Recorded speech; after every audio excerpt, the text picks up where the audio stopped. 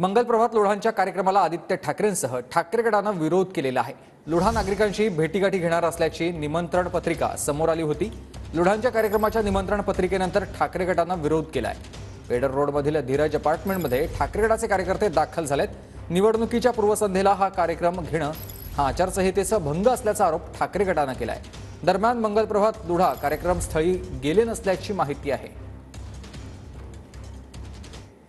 आम्हाला व्हॉट्सअपवर एक मेसेज आला, लोढा फाउंडेशन आणि मंगलप्रभात लोढानी ह्या ठिकाणी जनतेची समस्या जाणून घेऊन भोजनाची व्यवस्था केलेली आहे असा मेसेज व्हायरल झाल्यानंतर आम्ही सगळेजण ह्या ठिकाणी त्या कार्यक्रमासाठी उपस्थित झालो होतो।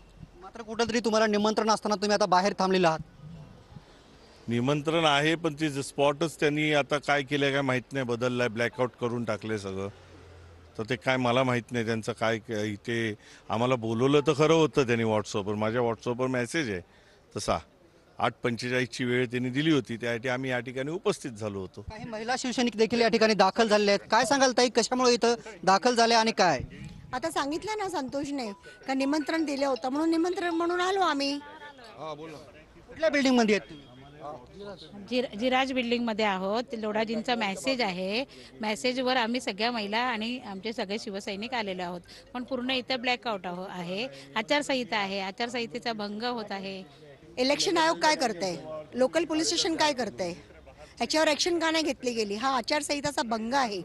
काल संध्याकाळपासनं प्रत्येक सोसायटीच्या मीटिंगपासनं जेवणाचं हा ॲक्च्युली आचारसंहिताचा भंग आहे। काल 5 वाजल्यापासून मॅक्सिमम 6पर्यंत आपण दिलं होतं ऑफिशियली, पण त्यानंतर का घ्यायची मीटिंग, तरी काय घ्यायची आणि जेवण कशासाठी?